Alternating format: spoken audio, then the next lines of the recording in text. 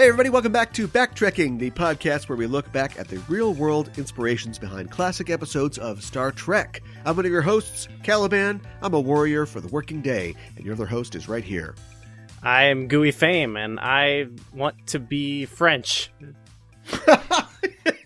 I want to have my blood drained and buried underneath a French blood under a French tree.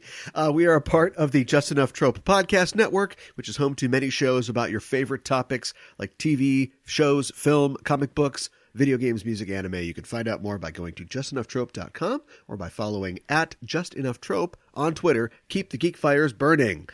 Well, we are back. It feels like a long time, but I don't think it's been that long. It's been the same amount of time, right? It's been about the same amount. I think it's just been a whirlwind with Thanksgiving and traveling and all that stuff, busy work and everything. Emotionally, yeah, there is a huge gap that we've crossed. But we are here now, and we're doing okay. I'm ready for, I don't know, like what I hate about the holidays, and I love the holidays, but here's the drawback. It's not really like a vacation. You know, no. In between Thanksgiving and then all the way up to Christmas, there's so much you have to do. It isn't a July 4th. It isn't a Labor Day weekend. It's almost like work. I loved doing it, but my parents are out of town. They've moved out of the state now in their retirement. So this is the first Thanksgiving that we've ever had, me and my sister who lives in town, without them. And I took it upon myself to do Thanksgiving. And so I cooked everything and hosted it and, did like 8 or 9 dishes and a turkey and everything. Nice. And at the end of the day, like my body was sore, like I had ran a marathon and I was exhausted. Yeah, I didn't do Thanksgiving, but I was in a situation where I had to, work the night before, drive home, go to Thanksgiving, drive back. It's just like, you said, it felt like not a break, but here are more things to do. Right. And for Christmas, I will be flying down to have Christmas with my family, and they live in Florida, which is nice and sunny, but just the whole getting ready to go and then getting down there and what do we do and having Christmas and seeing everybody and then immediately getting on a plane and coming back. Where's the relaxation? That's what I want to know. Where is Christmas? I'm pumped for January. That feels weird to say. You got your fingers crossed for January to just do nothing. See a bunch of bad movies. All the bad movies come out in January. Exactly. I kind of love it. Yeah. I'm looking forward to the Picard show, which of course is coming out in January. Yes, I've been getting ready for that. I've been watching Picard-centric episodes of TNG over the past year. Yeah, just kind of, a lot of them are like, oh, these are classic. I remember almost everything about them. But, it's been fun to, like, remember a lot of the, the side stories and all the little details that, who knows if it matters, but it's just fun to get in the Picard headspace. There's a lot of, first of all, I'm excited, but that's just more work because, of course, my partner, Ella Pearson, and I are going to cover that for Discovery. So we're going to do live shows every week. So, yeah. We got to have you on to, since you're a Picard expert now, to talk about Picard. Yes, I've been thinking about, I need to maybe bone up on my 7 of 9 knowledge? I don't know. Well, possibly that, your Borg knowledge, your Romulan knowledge. I was thinking about the fact that, like, Picard, and I'm not trying to overstate this, I don't think I am since he's lasted this long as a cultural figure, but he is a huge cultural figure, and he's somebody who, you think about Sherlock Holmes or James Bond or whatever, I don't know. The amount of screen time he has and what we know about him and his development as a character easily matches those other figures. Yeah, it feels kind of low key though too, because some people I'll mention Star Trek too.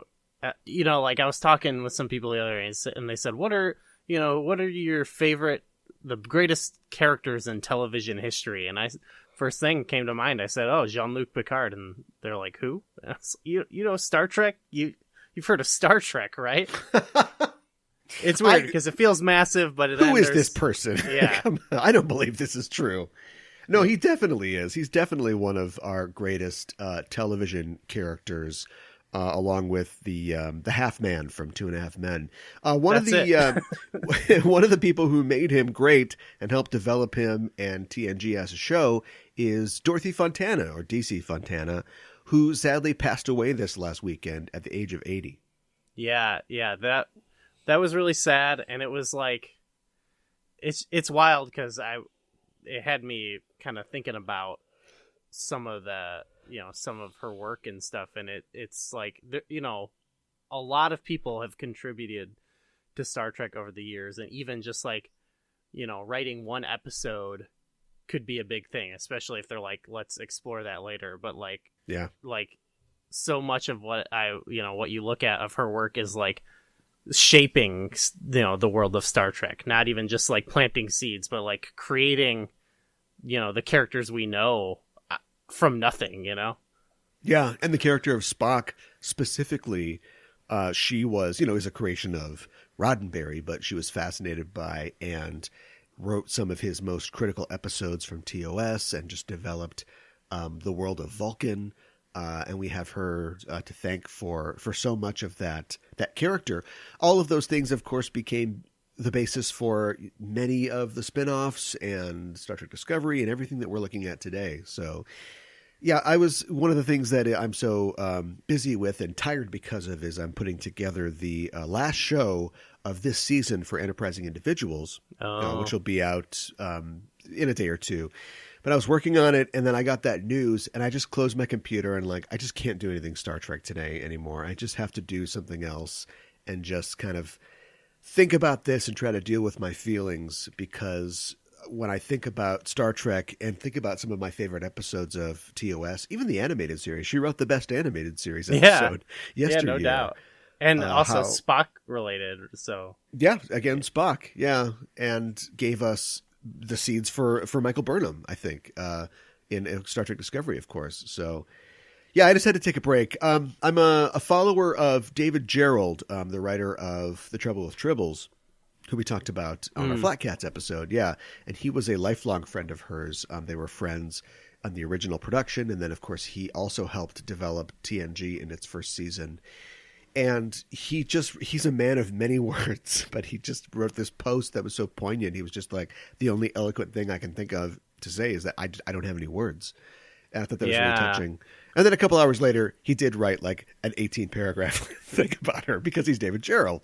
But it was very touching, and he had a lot of nice things to say about her. So I was kind of surprised how it hit me, because DC Fontana is like someone that I'm mostly just familiar with, like from behind the page a little bit, like, yeah, not someone I see here and there in like interviews and tidbits, but I haven't gone out of my way to find that stuff, so I just always see like episode by DC Fontana. But then, as soon as I saw the news and just like immediately thought about it, it was kind of wild. It like washed over me, and it was like, it's wild how much the writing of an episode can impact you like that. And somebody who made such waves in her industry at the time, this is the mid 60s. There aren't a lot of, if any, female writers in sci-fi, at that time. Very few on TV. And it's arguable how she started, but she started essentially as like a typist or sort of assistant in the offices, and was recognized for her work. And also she's somebody who just dove in and took on so many things, and then also had so much creativity and good ideas that she became, integral to the situation. She's the first lady of Star Trek, really. Yeah. Honestly, if you look back at some of that era when they started, like, a needed female voice in that world, right? Certainly. Yeah, I mean, Roddenberry had a lot of ideas about equality, but wasn't necessarily thinking about equality with women all the time. Yeah, not always. So she'll be missed. I mean, it's really tragic, and we might be talking about her soon. We'll reveal something at the end of the show, which we'll save till then. But for now, let's get into our featured subject for today's show. War and its consequences have always been a popular subject for drama since the invention of drama, and science fiction is no stranger to war stories, taking the human conflicts, you find in war stories and launching them into outer space, into other worlds. And war stories provide not only the action and explosions that we want out of them, but also, if they're good, an examination of the reasons behind those civil conflicts and the emotions and motivations that are present in the men and women and aliens who fight those conflicts. And one of the most famous and remembered war tales in Western literature comes from William Shakespeare's retelling of the real-life campaign of newly crowned English monarch Henry V in his titular play, Henry V. Henry invaded France in the year 1415 in an attempt to unite the thrones of England and France, which was the ultimate goal of the 100 Years' War. And Henry V, the play, was written as a work of English propaganda, I think it's fair to say, aggrandizing the heroic king. But it also takes pains to show the cruel and questionable decisions that he made, and it depicts, as much as Shakespeare could on the 16th century stage, the horrors of war inflicted on and by both sides. And now a new film from Netflix is revisiting the Bard's Tale of Henry V and his victory at Agincourt, and delving even further into the psychology of the young king and the forces that seek to manipulate his rule. It's a movie called simply The King. Do you feel a sense of achievement? In what regard? In any regard. Do you?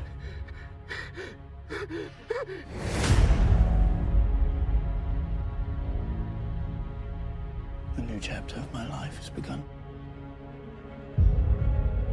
Already I can feel the weight of this crown I wear. I've been forced to rely upon the counsel of men whose loyalty I question every waking moment.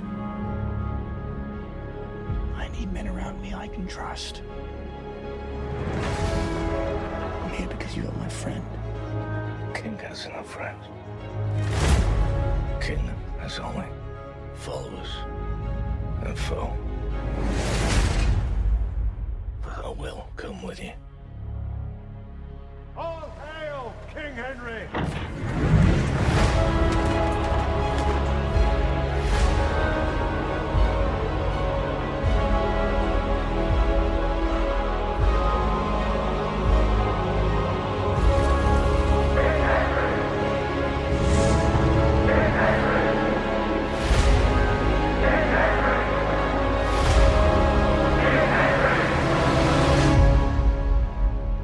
My initial thought, I was wondering about this. I don't know how familiar you are. I assume probably more familiar with the original play. So going into this, I'm like just pieces here and there. So I was like, how is this adaptation, you know? You came to the right guy. I am extremely I figured. extremely familiar with Henry V, having read it when I was growing up. I've been in 2 productions of Henry V on the stage, one where I played Henry V, and also one where I played the roles of Bedford and Gower. I met my partner in Henry V. I was playing Henry V, and she was playing the Princess Catherine. Okay, cool. That's awesome. She also played Lord Scroop, too, who is one of the conspirators. He's actually not in The King, Netflix's The King, but he is in the Shakespeare's play, and he's the guy who, when Henry is bawling out the guys who wanted to have him killed, he's the guy who he really gives it to. He's like, I can't believe you. How could you betray me? And gives him this whole thing. So I kissed her and I killed her in the show. A good double feature there. Yes. Wow. And I'm also very familiar with the 1989 film version of the play, directed and starring Kenneth Branagh. Oh, of course. Yeah. I don't think I've seen that, actually. It's a classic. It's 100% on Rotten Tomatoes, and I agree, with that estimation. And it does, it's not a huge, the budget for The King must have been more than the one for the BBC 89 version, but it's funny because Derek Jacobi plays the chorus in the film, and he comes on and he really makes a meal out of the chorus speeches in the original play, which are apologetic. They are all about how this is like one of the great, because in the late 16th century, they're telling the story of this hero of 100 or so years before, and it's like they're George Washington. It's like this patriotic tale you would expect, or like like Saving Private Ryan, the guy's hitting the beaches in the same area where Henry was landing on beaches. And so we expect like, oh, this bombast and it's incredible. These heroes fighting, and the speeches are all, well, we don't have that. We've got 3 or 4 guys with spears. So you have to get into your mind. You have to imagine that, you're seeing these banners. You have to imagine you're seeing the horses and the war and all that. And there are some pretty cool war-ish scenes in that, but they have to kind of suggest things because they don't have a huge budget. And I thought that was a great parallel in the Branagh version. The King, there's some money behind this. I mean, there's definitely... It looks expensive. Yeah, it looks very expensive. And there's a lot of guys out there in armor doing their thing. And yeah, it looks great. At the same time, like the look of it sort of looked like if you just told me like, okay, picture Netflix original show or movie, it like looks exactly how I'd imagine it. Do you think so? Yeah, I don't know. They have kind of a look where it's like, it looks like, yeah, they dropped a bunch of money on this, but I don't know. There's a certain sameness to it. It didn't really bother me too much, but I just couldn't stop thinking about it a little bit. I was like, yeah, this looks expensive. Yeah. There's a certain look, and I think a lot of films and TV shows have this these days, that no matter how expensive or elaborate the production design, they always have to slap that filter on it, this desaturated filter. Yes, yeah. And it probably fits here because this is England. It rains all the time. It's gray. Yeah, it does fit. You're right. And then they go to France, and I don't know. I guess it's the rainy season there. It's raining a lot there too. So, but using it in all these other films makes it feel like, well, why is it so gray in this? But I guess it fits. This movie was written and directed by David Michôd. And also, of course, co-written by Joel Edgerton, who plays Falstaff in the movie. Yeah. And Michôd, I have not actually seen a ton of his stuff. He directed the 2010 film Animal Kingdom, which gave rise to the TV series later. And it's interesting to note that a lot of people that from the Australian sort of, it's not a brat pack, koala pack, whatever they have, spider pack maybe. Koala Crew? Yeah, Koala Crew. The Wallaby Boys, Ben Mendelsohn, yes. Joel Edgerton, Guy Pearce, all those guys. Okay. He directed a film in 2014 starring Guy Pearce and Robert Pattinson called The Rover, which is a very strange movie, but it's pretty good. I've seen that. And he also directed the movie War Machine that came out a couple years ago starring Brad Pitt. Okay. Yeah, I didn't see that. Was there some, like, Assassin's Creed tie to him also? Is there really? I think so. You know what it was? It was the cinematographer. Because I got to thinking about, I did think about the look of this, and I thought, I wonder who did like the cinematographer of it, and it was the same person who I believe did the director of photography of the Assassin's Creed movie. The look of Assassin's Creed, to me, and to be fair, I didn't see the film. I don't have a video game movie podcast, but what is dark? Isn't everything just dark?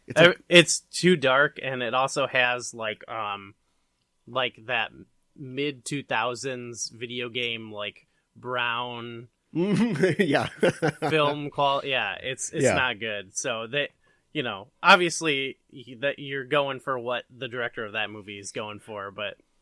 I could at least see like that was something about this where I felt like this was trying to be like kind of modern and gritty in a way. Yeah. Well, I think that's definitely the what do you call it? The thesis behind this as a production. Mm-hmm. I have to say, and possibly it's all the things that I mentioned before, and I'm too close to this to view it objectively, but okay. I didn't love The King, and I will be fulfilling the role of critical guy in this podcast. Permission to treat the movie as hostile, basically. Please. I need some help. I left it being like, I don't know. Like I need you to sort my thoughts out. I will answer your questions, and I will try to answer them objectively while I criticize the film. Because for me, I think that, and I would really encourage you to, I'll give you a copy if you want, watch the Kenneth Branagh film. It is very good. The original play, in my mind, does everything that this kind of wants to do. Like it is, yes, it is a piece of propaganda, but it also examines as best it can the the both sides of this issue, you know, how it is horrible to make war. It is horrible to take lives. And yet, if you are the leader of a state, you have to. And of course, there are all the questions in the play of what does it mean to be the leader of a state? What does it mean to send men to their deaths? What does it mean to have a cause that is, you know, good or bad? And the responsibility weighs on you. You know, it's all about leadership and ruling people and commanding people. And that's kind of what this wants to delve into, but it wants to come at it with a modern eye of, well, governments are corrupt and people do bad things. And I was blown away by the twist ending, which does not exist in the original play. It may or may not exist in history. Of the cause was not good. We know that for a fact. Like we and Henry both learned that this cause was completely empty, and it was all about war profiteering, and you know that there's that rug pull at the end. Okay, so that is the missing component for me, because I sort of understood that. Oh, you were trying to imagine like would a Shakespeare play end like this? Yeah, I was. So what I was trying to connect was I was under the impression that the original was this propaganda piece, and it was mostly about like what are the qualities you look for in a good leader, you know, a good king, which you know is that, you know, for that time that's fine, but you know it would be weird if you made something original now that's like, what kind of king do we want, you know? But anyway, when they're adapting it, I thought, you know, it's an interesting take to like show those events and kind of maybe try to step back from them a little bit and just show like to me, it's insane that it's like, yeah, we have to invade them to show that you're not like a wuss or whatever. You know what I mean? And that was a historical concern at this point. Totally. There was a lot of Henry's father, Henry IV or Henry Bolingbroke, had essentially usurped the kingdom from Richard II, who was an unpopular ruler.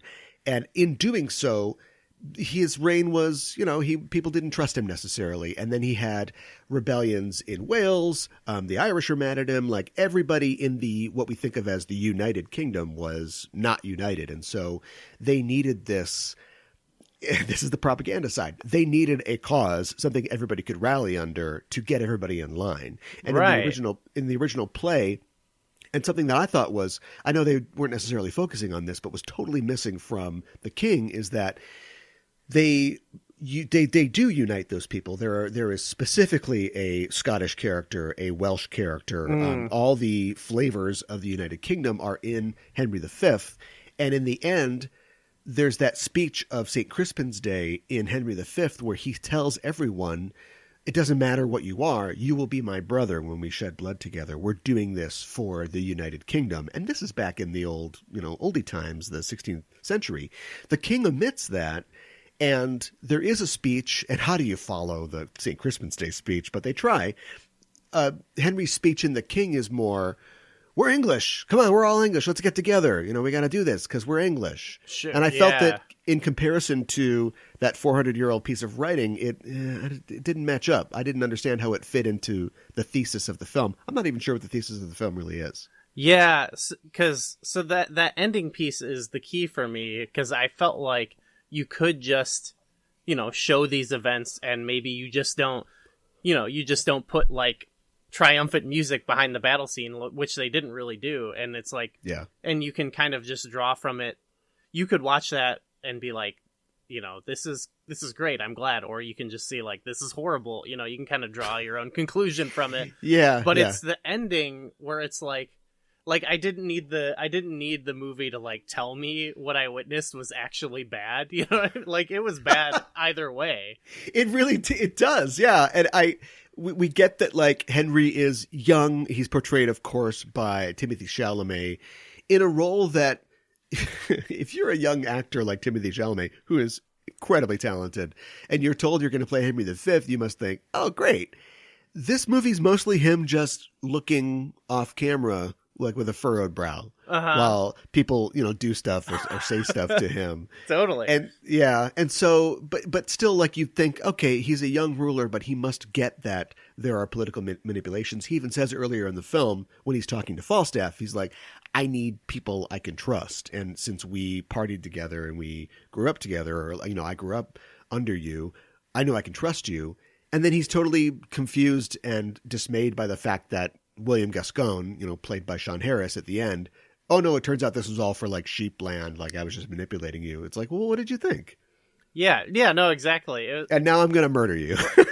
I also felt like it was like, it was clear that he was being pushed towards it from the beginning, like whether or not it was whatever you want to say the intentions are for. And I'll tell you, I'll give you a little background. The very first scene of Shakespeare's Henry V is the Bishop of Canterbury and another bishop called Ely, I think. They are talking literally about how we got to push this king into a war here. Like, we'll get rich if we can get him to exploit this old law called, the Salic law, which gives them this sort of cheesy, well, if French law says that you can't have like the royal line doesn't pass through the female. And so if that's true, then half the French kings are bullshit. And our claim, because of Edward III, is basically, we're the king of France, right? So let's go over there and get that. That's what all of like the 100 Years' War is about, basically.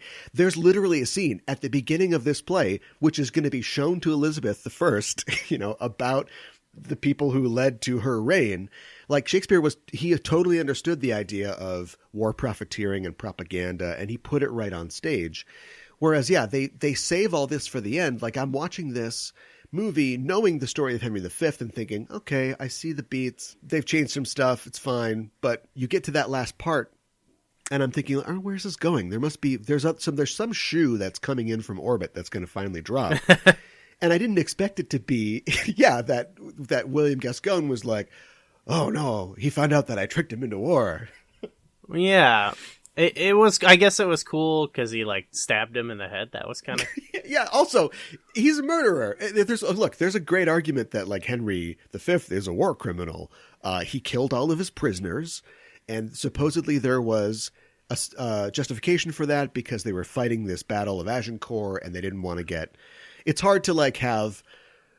Basically, when you have POWs, like they're a second front, right? Like all they have to do is get their hands on some knives, and we're in trouble. And so he had them killed. There's in the Shakespeare play, there's this big speech when they take this town of Harfleur. It's the scene of the Once More Into the Breach, Dear Friends, where he basically tells the mayor of the town, "You guys give up, because if you don't, here comes the rape, here comes the slaughter. We're gonna spit your babies on pikes." And it could be big talk, but it's a lot of threatening of the murder and rape of innocents to get what he wants. So, like, all of that's kind of baked in already, but then... Exactly. It's already there, is what... Yeah. But we had to make sure that I really don't know why that happened, except if we're going to chart Henry's progress, we're going to see that he was just a little kid who enjoyed having a hooker call him Your Majesty while she wrote him, to I've been turned into somebody who just, I don't respect life and I'll just stab you in the back of the head because that's what I want right now. Right. Yeah. I don't know if that's what I'm supposed to get, but that's kind of what I got. I think it sort of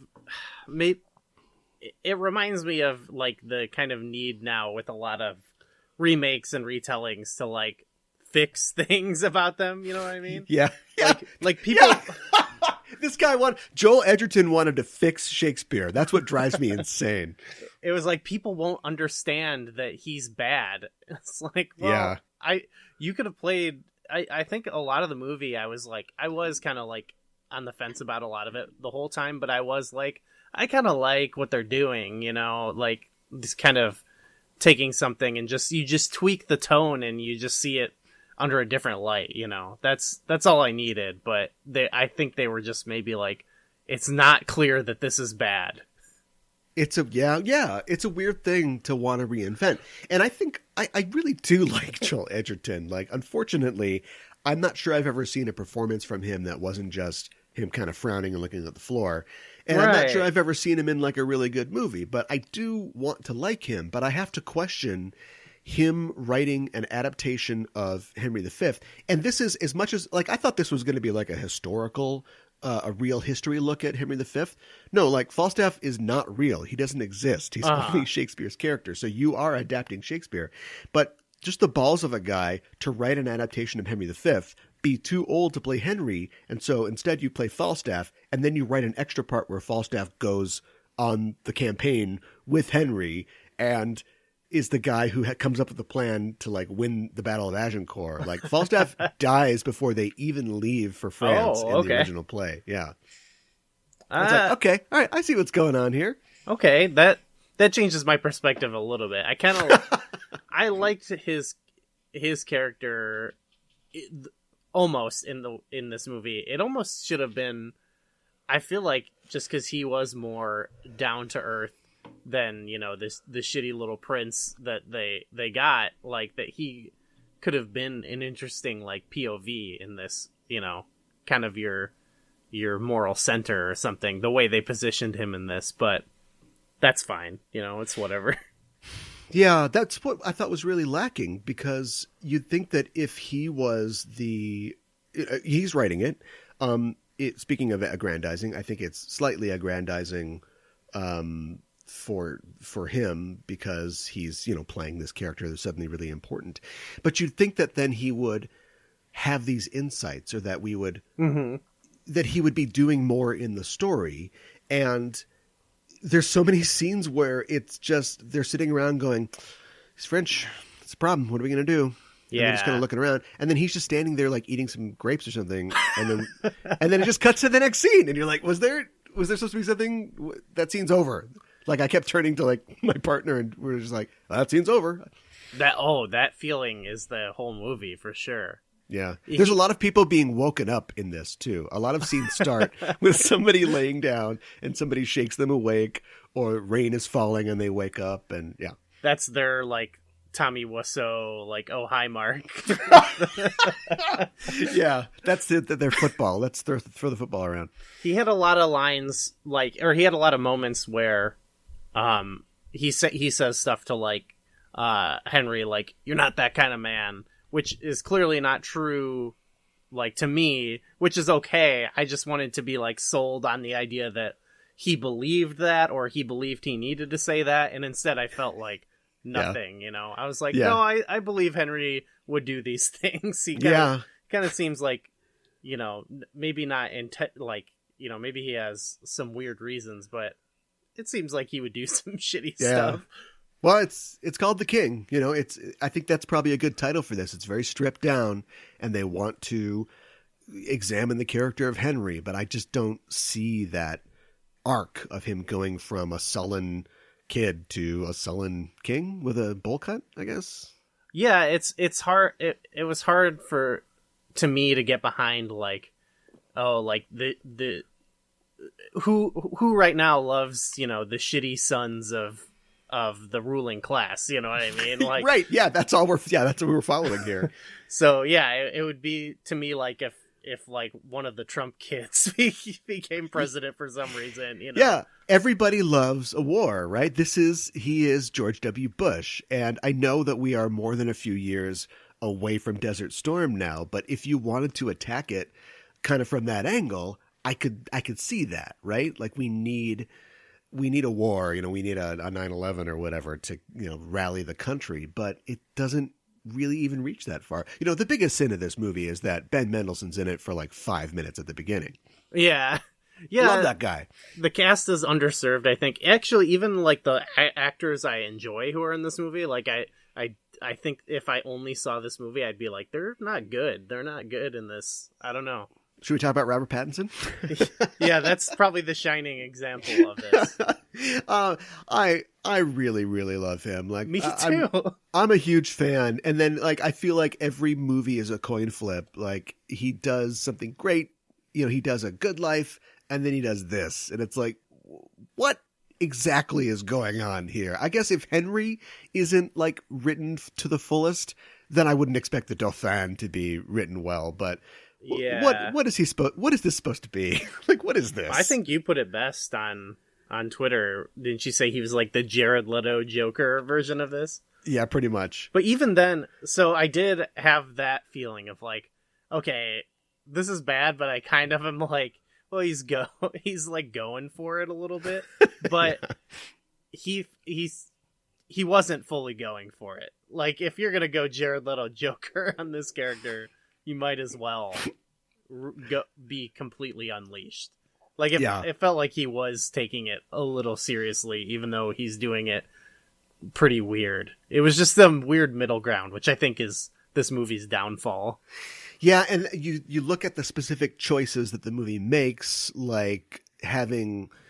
So there's sort of like a full circle thing where he fights Hotspur at the beginning, something that is actually in Henry IV Part 1, I believe, but it's part of his story, so they bring that into this. And that's the whole, like, where's the big dog? Give me the big dog. Yeah, that was a cool idea, I thought. Yeah, the single combat thing, yeah. And then they bring it back in at the end, and that did not happen. I don't think the Dauphin wasn't even at the historical battle of Agincourt or whatever. And then you make the choice of Henry going like, nah, you guys take him. Like, I'm not even going to give you the honor of fighting you. Like, just rip this guy apart. Yeah, though the idea of, like, humiliating him, I don't know, where he's, like, sliding around. It's cold. Yeah, okay, yeah. I was just kind of like, this is too... It felt too wacky in that moment, you know what I mean? A little bit wacky. Like, it felt like something that would be, like... Actually, it reminded me of the end of Captain Marvel, where she just puts him down right away. Oh, so anticlimactic. Yeah, but also, yeah, but I felt like, at least in that, it was like kind of a play for a laugh. Or maybe this was, but I was like, I don't know, it's kind of lame. It's lame in both, I guess, so whatever. Hot spur, now cold spur. Yeah, it should have been quipping a little bit more. Yeah. On the subject of Robert Pattinson's performance, I actually expected a little more of this in this movie. Something that I call drool acting. Okay. And it's this thing where, okay, so first of all, toxic masculinity is a real problem, and I'm glad that it's in the light now. It's out of the shadows. People know about it, right? Uh-huh. But it also gets tossed around quite a bit for things that maybe it isn't. And the first thing I thought of when I saw this was like, this is just toxically masculine. Like, it's just all about a bunch of guys trying to measure their dicks. And I'm not sure that totally applies, but I do think there's something left where this is just, there's a lot of sort of bro-y, here's what I'm trying to say. Like, I was a young, 25-year-old actor myself. And I thought that the best acting was like screaming and like verbal tics and shouting and like drooling and like that. Okay. And you see this in a lot of actors who want to break out of an image. So like when you're not watching Robert Pattinson sparkle, you're watching him. He looks like hell. He's got food on his face or something. He's yelling at somebody. He looks sloppy. And you get that in the movie The Rover, Michaud's movie from 2014, where Robert Pattinson plays a character who I'm fairly sure is like mild to moderately mentally retarded. But he's like slurring his words and he's like drooling and he just looks... It's not like a good faith performance like Leonardo DiCaprio in Gilbert Grape, where he plays a severely mentally retarded kid. It's just this like, oh man, look what I'm doing. I'm really going out there with this. And yeah, I can see what you mean. Yeah, you get that in his performance in this. You get, like, Timothée Chalamet literally drools early in the film when he's mourning his father's death. Oh my god, I hated him in this movie, which I also like him as an actor a lot. But you don't get that. None of the performances are really going for it. Like, if they were really going for it, it would be fun, at least. Like you said, The Room, it would be a Room thing. But instead, everybody is just so self-serious, and they all think this is the coolest thing they've ever done, and it's like so macho and cool. And it's not. It just doesn't seem cool. Right, yeah. Henry in Shakespeare's play, he turns it on when he has to, but he's very humble a lot of the time. You literally have the scene that we're going to talk about later, where he puts a robe on and he wants to know what people think of him. He's insecure. He wants to know that his men think they can win, and he gets rebuked. He finds out that maybe they aren't that excited about him. I knew that scene wouldn't be in this movie. Yeah. The broiness is like does sell a little bit of this movie. Like that seems to be like the driving force of the conflict in this. Like, you know, yeah, and the real world was probably like that. I mean, it probably was. Yeah, toxically masculine. It's like he sent me a ball. Like I got it. Right. Yeah. That happens in Henry V. The whole thing is that he gets a whole box full of tennis balls, and so the whole thing is like, they're making fun of him. They're like, "Oh, don't you like to just hang out and play games and drink?" And then there's this great speech from him where he's about, we're going to turn these balls into cannon stones, and you're going to, more people are going to weep over what happens because of this joke than anybody who ever laughed at it, basically. Yeah. And they make that literal on this. Like he says, fill the box up with cannon stones and let them, we're coming. So that's another, maybe just, it's a small thing, but taking it literal, maybe it's like, maybe you're misunderstanding the text a little bit. Yeah, or just trying to, this is the real story. But it's not, like you said. So none of it's real. It was never real in the first place. Yeah, that's what I think that when you take, it is propaganda. It's not real, but when you take that away, you need to replace it with something. And I just don't think it's replaced with anything in this film. Yeah. At the end, we see a very small turn from Lily Rose Depp as Princess Catherine.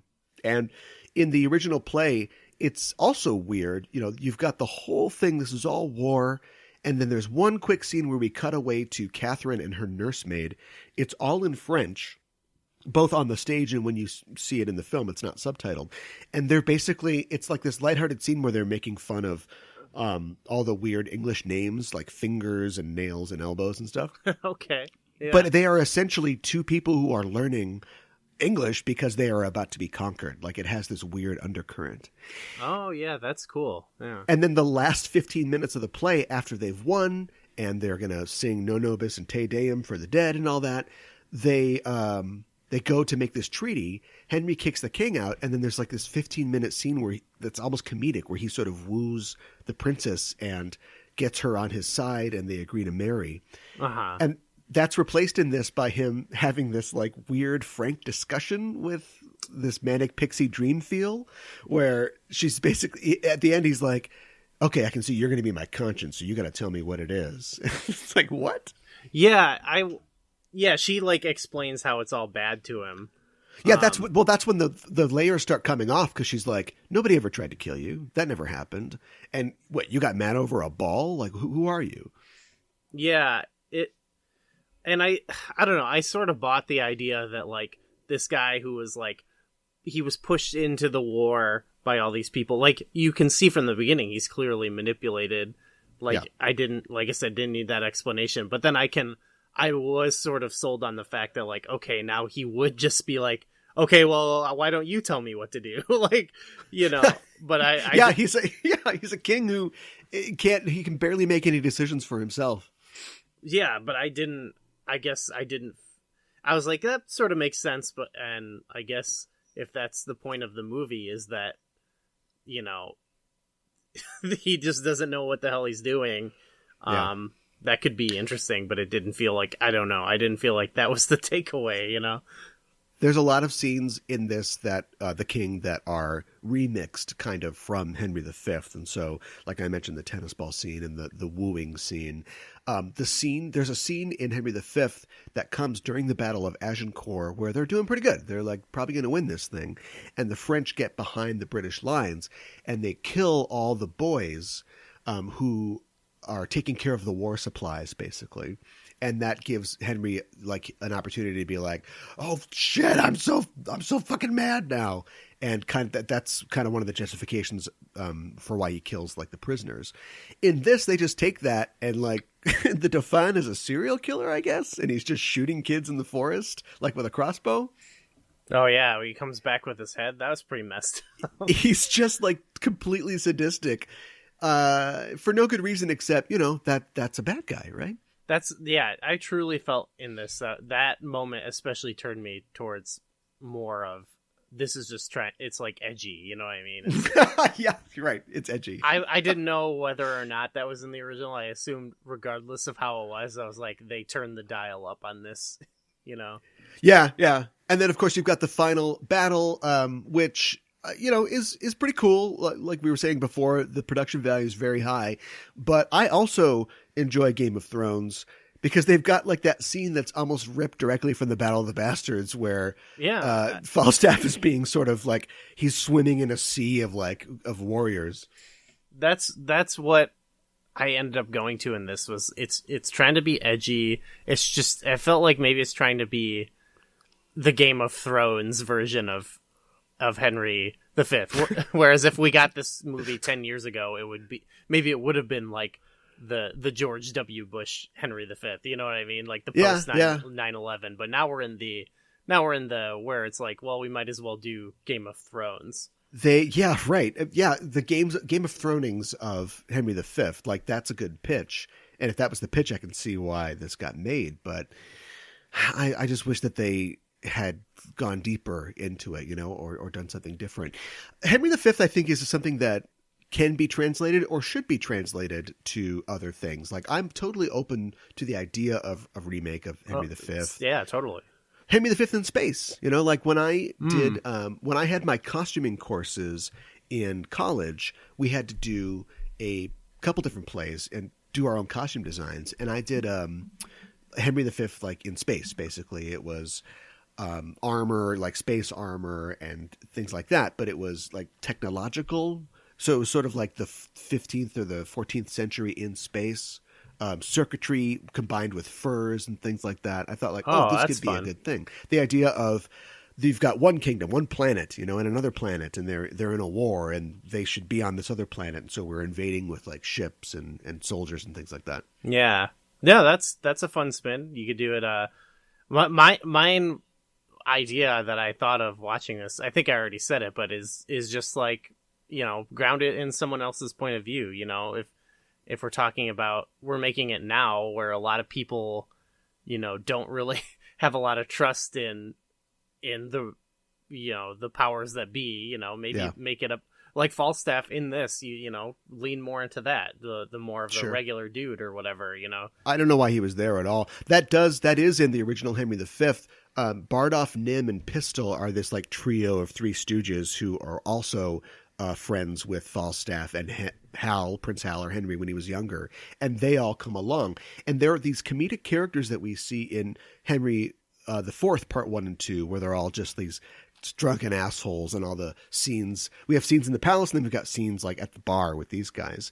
And then Henry V takes them and just breaks them down. Like Nym is killed in war. Bardolph is caught stealing something from a church, and basically they string him up in front of Henry and say, well, this guy stole something. And Bardolph's like, well, you're going to let me off, right? And Henry's like, hang him. That's it.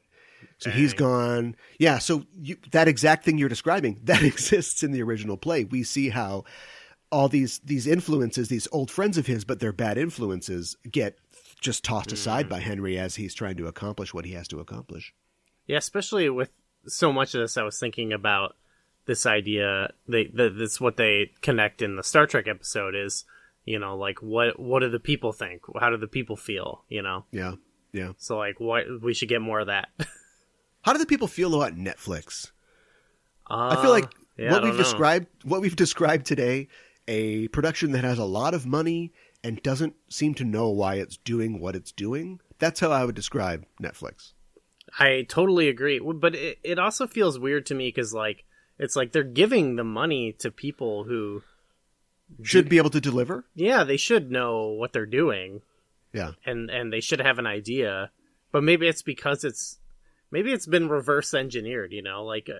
Oh, that's a great point. Like they're like, I don't know. I don't know the actual production, but a lot of stuff I see on Netflix or about it seems like, here, make this thing instead of, like it'd be cool if we brought this show back or this property, as opposed to like someone being like, I've got a great idea for this thing, you need a pitch, but the pitch goes with an idea. And like, to me, Netflix things seem like it's just pitch down. Like you got the pitch, just give us something based on. We need a monster show. We need a spooky thing. We need an 80s thing or whatever. I think that there's a marketplace, and there's always been good and bad movies, no matter who's in charge. But I think there's a marketplace of ideas, and there's a hierarchy of like good things rise to the top, right? You have to have an idea, and it's got to beat out a worse idea. And to me, Netflix just seems like they've got a ton of money. Give us a bad, Americanized update of this anime, or give us this. Everybody always said, like, what if we did Henry V differently? Well, give us one of those. Is it any good? Does it deserve to exist? We've got the money. It doesn't matter. Right. That's a cynical look, but I can't find another argument against that. It sometimes creates good things too. Like, I think I never ended up seeing it, but people like that Dark Crystal show, I thought. Yes. But that's something that it's like the market I don't think was asking for that. You know what I mean? Like, well, the market wasn't asking for the first one either. Yeah, exactly. So it's like, it's not even like, I mean, it is somewhat of a cult classic, but it's not like, oh, sure. But it's, to me, it's not this thing that was like, this is just like, people are chomping at the bit for this. You know what I mean? Yeah, but there's some very talented, I mean, the Hensons are behind that. There's some very talented people and writers behind that. There's also a lot of great shows that, like British shows that might not get made without Netflix. So it's not all bad. It isn't all good things bad. come. But when you get done with 2.5 hours of The King, it feels like it's all bad sometimes. Yeah. I wish this was better. I definitely would recommend both the Olivier and the Branagh versions of the film. Both of those are really great. And, if you get a chance to see the play, do it. I guarantee that some dumb director is going to have some stupid take on Henry, which will also be bad on the stage. But who knows? I mean, I think it's a great play, even just to read. I think it's a really great examination of a war, a quote-unquote just war. Right. Yeah, I'm excited. I'm going to check one of those out, one of those films. Go for it. Well, all right, let's take a break for a word from our sponsors, and we'll be back in a bit with more BackTrekking.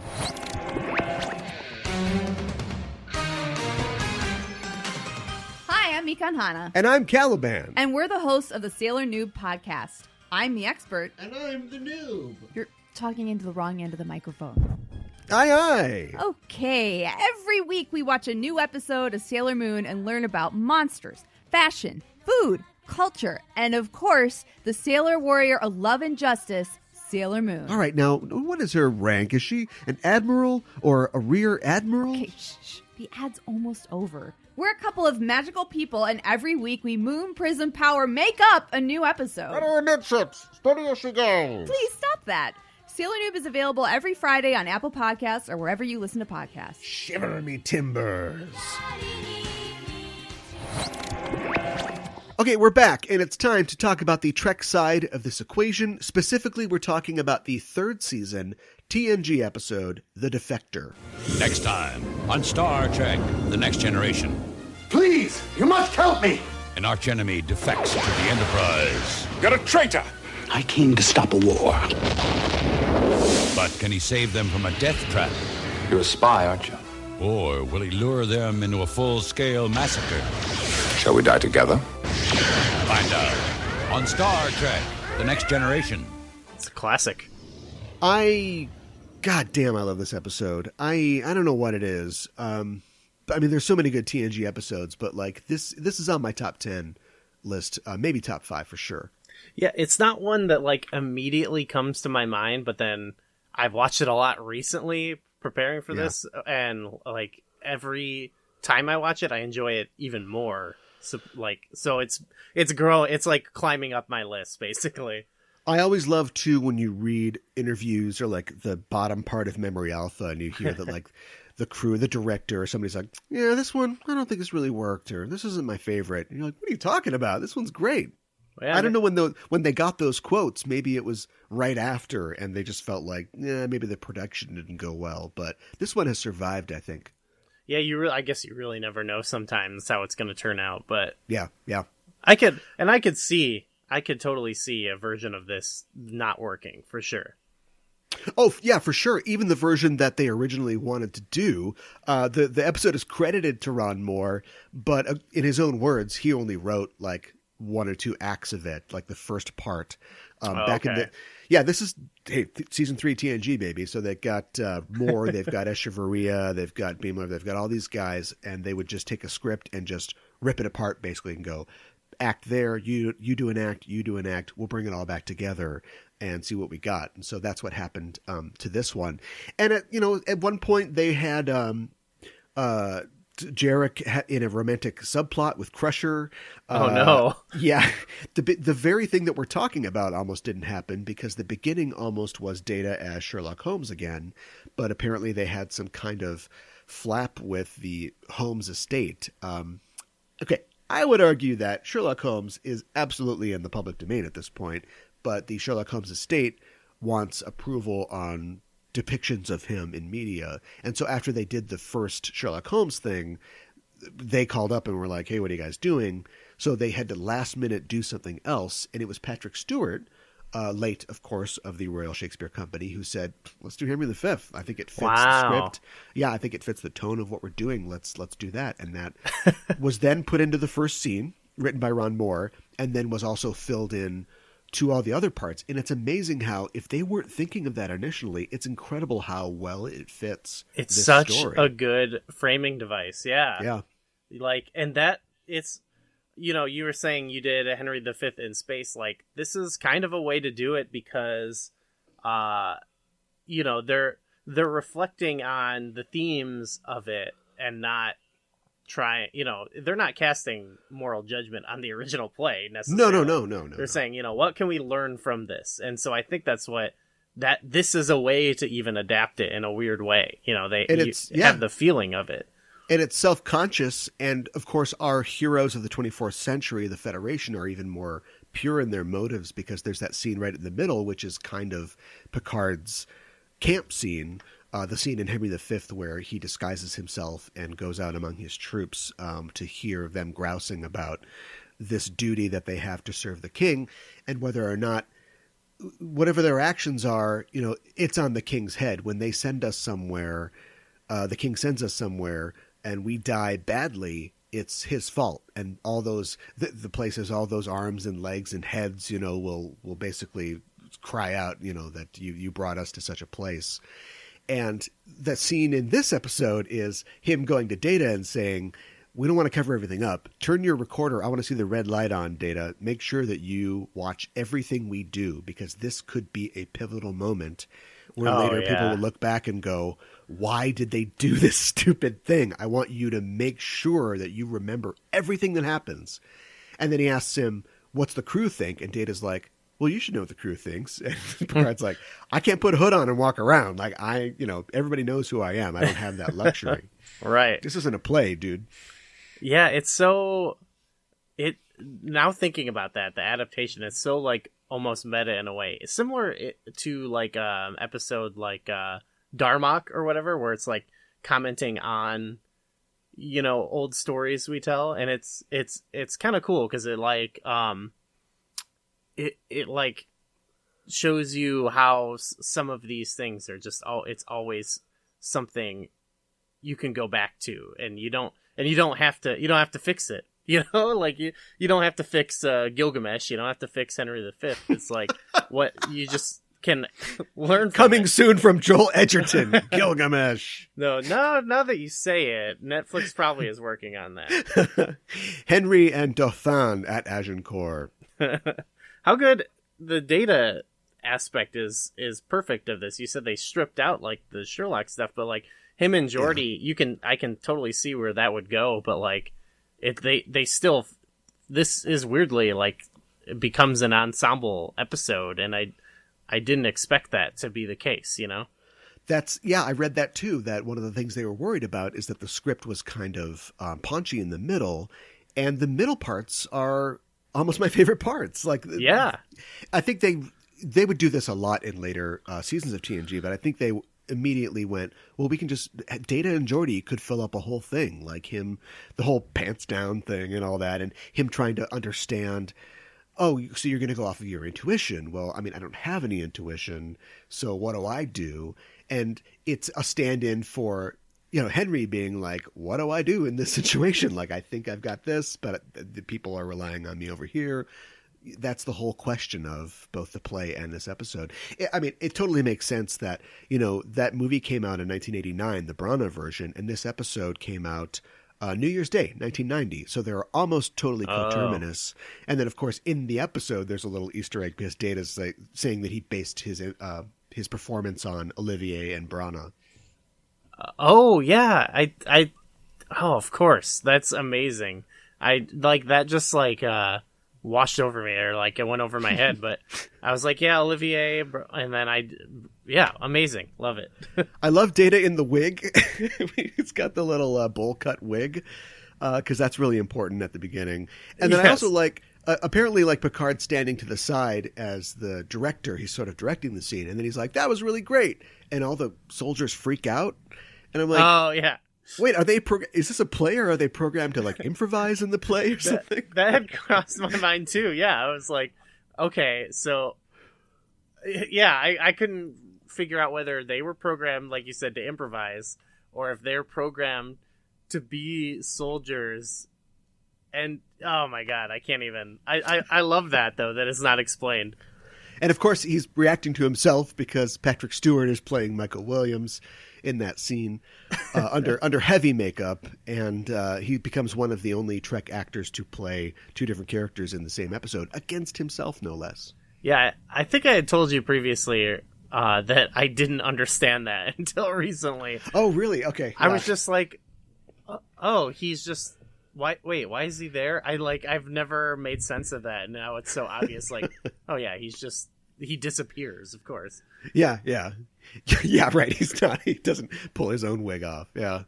I want to know, we talked about Shakespeare on actually 2 successive weeks on Enterprising Individuals recently. And we were trying to get to the heart of why, except for the obvious reasons, Trek characters are so enamored of Shakespeare. Picard specifically says in this episode, there is no better way to examine the human condition. And in this era, I guess I would disagree with him in this era. I think it is one good way. I don't think it's necessarily the best way, but yet 400 years on from now, they still feel that way. And I wonder why. I think there's something about them that, like I said, even if you're looking at Henry V and it's like a piece of propaganda, or any of his other plays, and it's like there are these elements that, they don't apply in the same ways as they do today, or maybe they don't hold up in certain ways or whatever. But I think so much of it is just universal, like a lot of universal themes, and that have found their way into every aspect of media and stories, so it's always just a good way to go back to, something to go back to.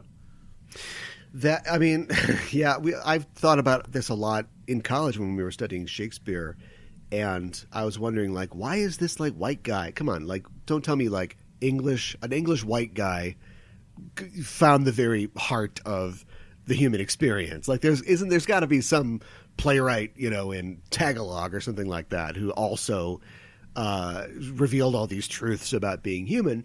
And, the answer is kind of double-edged. We live in a society that was started by English people, so of course we identify with that. But it's also that he came at the right time when he was doing his plays with royal patronage under an empire that ruled the entire world. And so his stuff was preserved. Do you know what I mean? Somebody could have written an amazing play in Siberia and froze to death and nobody ever saw it, so we wouldn't know about that. So sure, it's kind of like a self-fulfilling prophecy, or an anthropic sort of principle, in that we think it's great because we've had it for so long. But but but it is great though. Yeah, that's how I feel too, where it's like I think the themes are universal. Maybe there's obviously things that you can't go to Shakespeare for a specific view on the world, obviously. But it's obviously not too. It's not just some this was the best thing that rose to the top, it just happens to be that was what was preserved, but it it works, There were other playwrights at the time as well, very successful ones. But yeah, this is just his stuff has survived for so long. Okay, enough Shakespeare. You want to hear more about Shakespeare? Go listen to Enterprising Individuals. Okay, episodes. Sure. The plot of this episode is a real banger, and I'm amazed. I'm kind of thinking through like my Star Trek Rolodex. I don't think that they've done this one again. I can think of it. It stands it's such a out. Cool. Yeah, it's such a cool idea. It's the kind of thing that you'd expect to find in like a Tom Clancy novel or a John le Carré novel, like this espionage idea. You kind of get it on the reverse side in the original series episode, the Enterprise incident. Okay. When they cross into the neutral zone, basically, and Kirk and Spock pretend to be going rogue so they can get this cloaking device technology. It's kind of similar to that. Just coming from the other way. But yeah, it's such a great idea. And they do such a good job of introducing this character played by the amazing James Sloyan, who's played a whole bunch of other characters on Star Trek. He's actually, as an actor, he specifically said that he loved doing Star Trek because it was the last place on TV you could get away with doing Shakespeare. Not specifically Shakespeare, but the Shakespearean themes that Trek seems to always run up against. Again, listen to that episode of Enterprising Individuals. And you can just like be like, I'm going to play this like I would a Shakespeare. Play it huge. Yeah, go big. And he did. And he's crushing it. He does. He comes in and he is such a prick that immediately you're like, what is this guy's deal? And they've got there's a lot of great plant and payoffs in this episode. You know, they show him like playing with the little Tums or whatever he's got. And you think, oh, is that like a spy device or something? And no, it's the pill he's going to kill himself with after he's heartbroken at the end of the episode. Shit. I never noticed that. Yeah. Wow. And the thing early in the episode before they go into the neutral zone, he's like, oh, Captain, we have a call on line 2 from the Klingons. He's like, okay, I'll take this later. And then later on when the big reveal comes where he's like, what's up, bitch? You want to die today? Let's do this. I got Klingons. Yeah, they set that up before too. That was the one thing that I felt like it was like kind of quick. Like, but also because it's not really the point, you know. The point isn't the space battle, but it was very much like, aha, we've revealed ourselves, like we tricked you. Oh yeah, well guess what? The Klingons are here, and then they're like, we're out of here, and now he's the dead. double cross. Yeah, and then like they immediately when he's dead, they're like, well maybe one day we'll deliver this letter, and now it's over. You know, it's like they had to cram it in there to make it fit. Which Trek always does. I take that over, you know, having 15 more minutes than you need, you know? Yeah, and it does undercut a little bit because the entire time we're talking about if the cause be not good. And I guess you can argue that Picard does everything he can to weigh his choice, and from what he knows, it is a good cause. Even if it's not true, it's a good cause knowing what he knows. But there is no repercussions. There's no consequences paid for that because I got pocket Klingons, basically. Like they do veer out of that moral quandary a little too easily. And there's never like a follow up specifically to that. Like, hey, remember when the Enterprise crossed? At least I don't think they're not like the Klingons Enterprise came over to our space and not really. No, this is actually something of a sequel episode to The Enemy, an earlier episode. Yeah. And Andreas Katsoulas appears, of course, as Tomalak again. But this is the last time that Tomalak in the flesh is actually on the show. Yeah, kind of a bummer, too, because I remembered him because I've been doing this rewatch, and I remembered liking his character and thinking, oh, he's a cool reoccurring character. But then, Denise Crosby comes back and kind of takes the place, I guess, of yeah, But yeah, it's kind of a bummer. I feel like I understand they got to get things done, but I think some follow up could have been there. There's some potential there. Yeah, the Romulans, for me, and this is something that I think we've touched on in Enterprising Individuals, they're always like the failure to launch of bad guys. There's a couple good episodes with them, Enterprise Incident being one, this episode. But casting them as like the big bad guy, they never really get their shot. And as much as I like Denise Crosby, Sayla taking over as like, you know, the chief Romulan nemesis never really does anything. And then they give way to the Cardassians, you know, in the second half of TNG, which I'm glad they did because the Cardassians are fantastic. But now it seems like we've given up on that, because by the time we hit Nemesis, we're friends with them, and then it looks like, them being allies will be a big part of Picard, which I'm excited for, but they never really got their Wrath of Khan or their Star Trek 3. Yeah, you're totally right. They've been kind of, maybe was it Star Trek 2009? Yeah, I suppose, yeah. No. Hello! I'm Nero. They've been kind of wishy-washy for sure, but I think in The Enemy, which is an alright episode, and in this, and in, some other episodes, like, they nail it. So it's like, it's okay if they're just kind of like these, not necessarily blank slate, but these characters you can like go to do these kind of episodes that are usually fun. Yeah, they're sneaky and secretive, and then we find out there's nothing really in there. Yeah. Unfortunately, yeah. That's too bad. But that doesn't hurt James Sloyan's performance in this episode. He's great.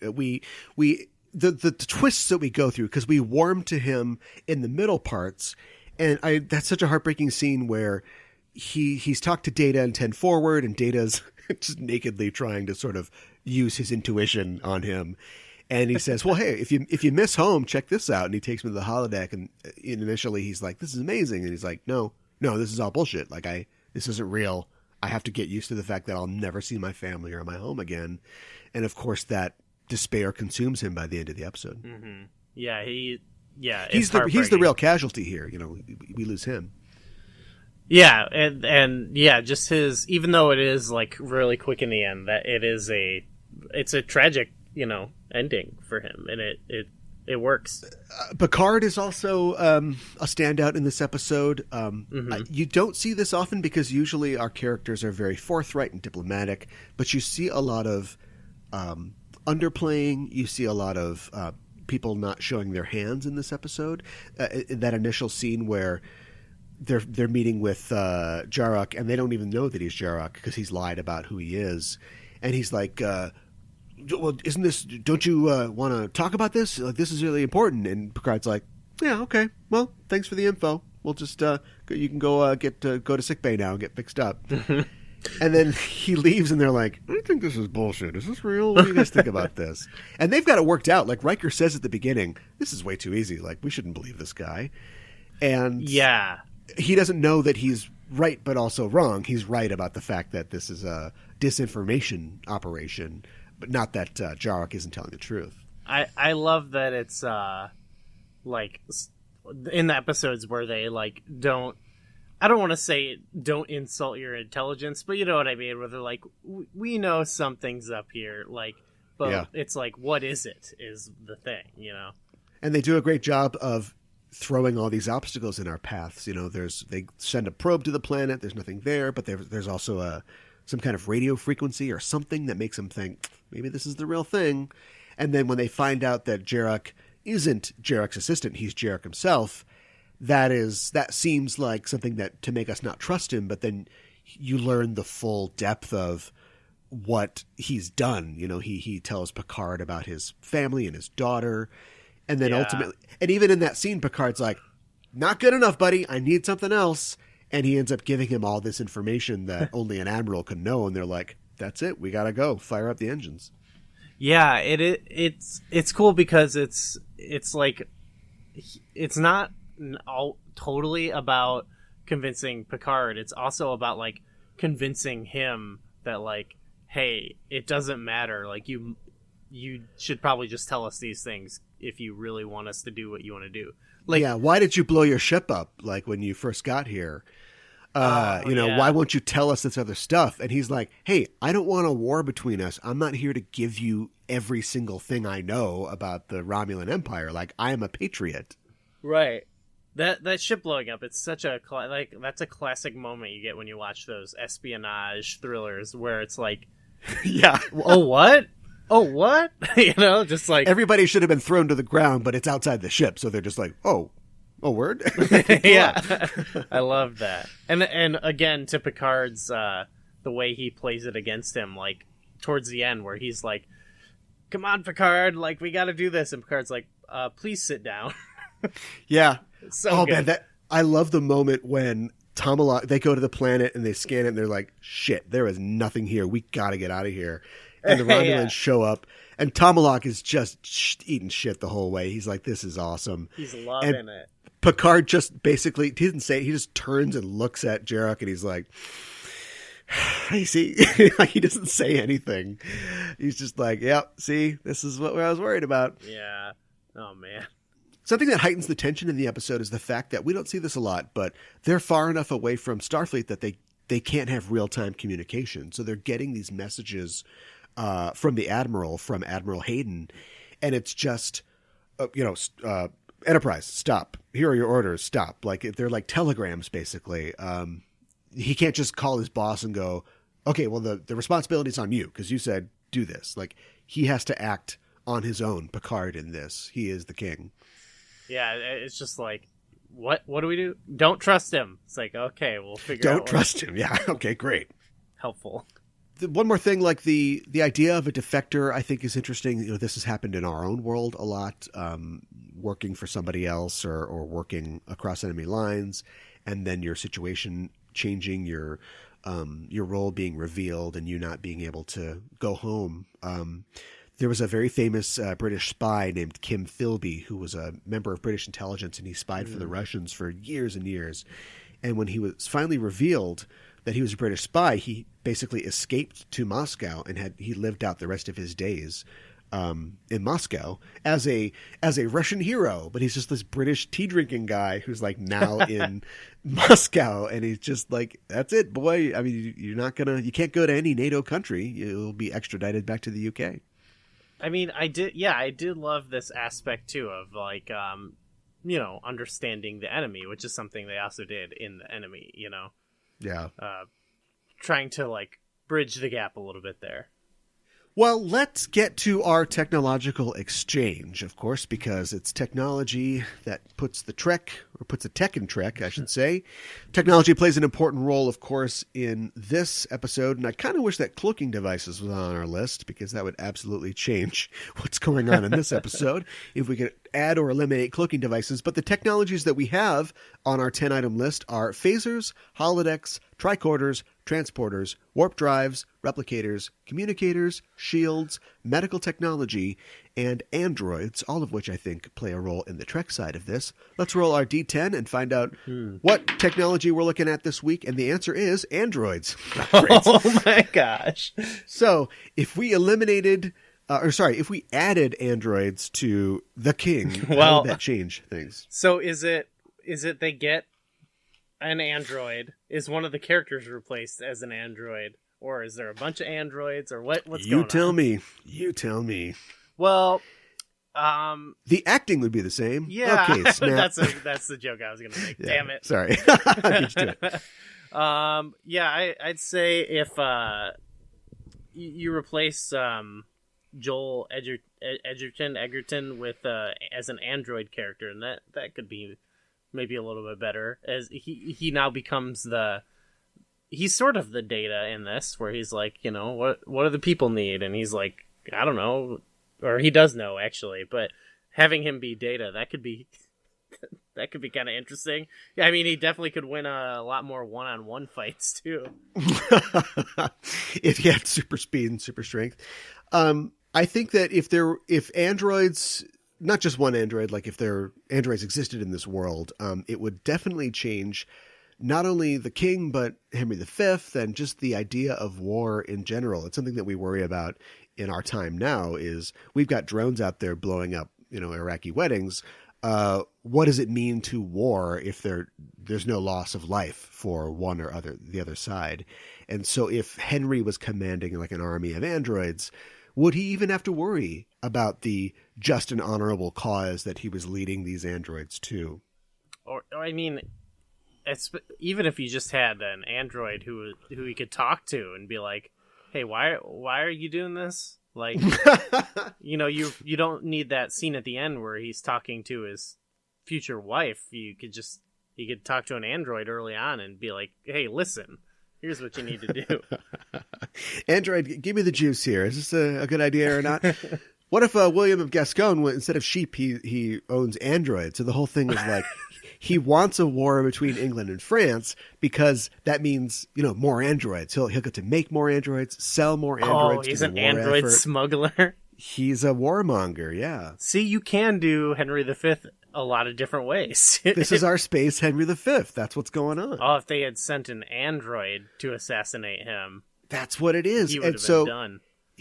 Henry's armies are androids, but it's the sort of Blade Runner situation where you're like, are they sentient? Like, do they actually feel? Are they really human? And as he's leading them to conquer France 3, the planet, he starts to learn, he goes among them and he learns like, oh my God, these guys have feelings. And so his big speech at the end is, you're not fighting for me anymore. You're fighting for yourselves. This will be your planet once we conquer it. This is like the exo. We got to cut all of this out. I'm going to write this. Yeah, don't let Hollywood hear this. Don't give this away. Don't let Netflix hear this. Netflix is ready for more robot shows. Absolutely. Okay, that was hot. I like that. So what if we took androids away from the Defector? No Data. Well, what does Data do in this? He does some homework, I think. I think that Jarek might be alive at the end of the episode. I think Data makes it worse. Oh, okay. That's actually really interesting. Yes. Wow. I mean, Data is, I think, crucial to this episode for sure. Like, you know what I mean? Like, to the mission of, like, getting these feelings across to us, the viewer. But yeah, now thinking, which is interesting because I think a lot of times, not a lot of times, but like sometimes Data is he's your Data ex machina, you know what I mean? Where it's like, yeah, who can do it but him, But in this, it's like, it's pure. Yeah, he purely just stokes this guy's depression more, I think. Wow. And he's, Picard is a good man. Picard is a great captain. He's responsible, but take it at face value, what we see on screen, no Data, no rehearsing Henry V at the beginning of the show. So maybe that isn't on Picard's mind when the episode's actions take place. And so maybe he rushes into it thinking, yeah, we got to stop this base. Or maybe he says, well, it doesn't matter, good or bad. This is too dangerous. We're not even going to go in there at all. I mean, the outcome could be completely different because he's not considering the burden that Henry had. Wow. So Data is infecting all elements of this, really. We roll. What if it was medical tech? Oh, the thing on his neck doesn't get healed. This was the perfect thing to hit. I swear to God, I really rolled that. I'm going to take your word for it. I gotta live stream these rolls. yeah, just like 5 seconds of rolling, just to prove it. The answer is that it couldn't have happened at all. That's what I think. Yeah, no, it could, like the episode, it works because Data's there, but what can you do? They added Data to this, or he exists, I guess, and it works. They added Falstaff to the king, and nothing. He doesn't even write himself a good speech when he dies. Like, what the hell? No, well, you don't want a speech in this. The speeches are awful. Oh, speech. That's a great point. Branagh would go on to make Hamlet, do his own version of Hamlet. And unfortunately, Mel Gibson had made a few years before a version of Hamlet that for a while was, I think, the definitive film Hamlet. Boy. A lot of people liked it. Yeah. And so what you're doing is if you want to make it yours, you got to make every choice the opposite, whether it makes any sense or not. So you take a character like Polonius, who is like one of the most famous foolish characters in Shakespeare, and you make him really smart. But it's like, why would he do anything that he does if he's smart? He's doing dumb things in the play. And so I did not really enjoy Kenneth Branagh's Hamlet. I think that the king, in trying to make it more real, looked at Henry and went, well, let's take a lot of these choices and let's do something different instead. So if there are amazing speeches, there's wordless killing. Like, he'll just kill somebody and not say anything. And I'm like, but that's what we liked about that. If you take that away, then you've got nothing. Yeah, when Chalamet or whatever is given his speech right before the big battle, I'm just like, stop yelling. Pretty shouty. Please stop yelling. Shouty. It's called acting. Again, I think it's okay if you want to show this and be like, maybe this isn't good, but I think you could have still shown like, okay, this is why these people believed him. You know what I mean? But when I watch this, I'm like, who would get behind this guy?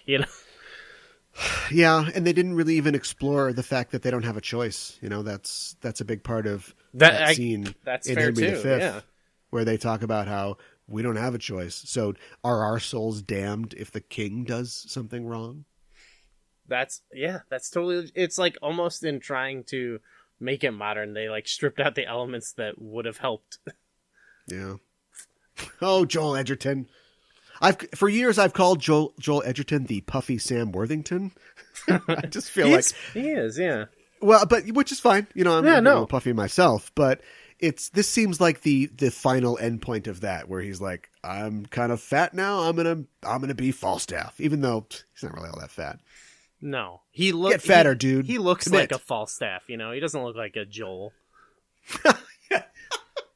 Falstaff Edgerton, you will address me as from now on. Should we tell people what's coming up on the next show?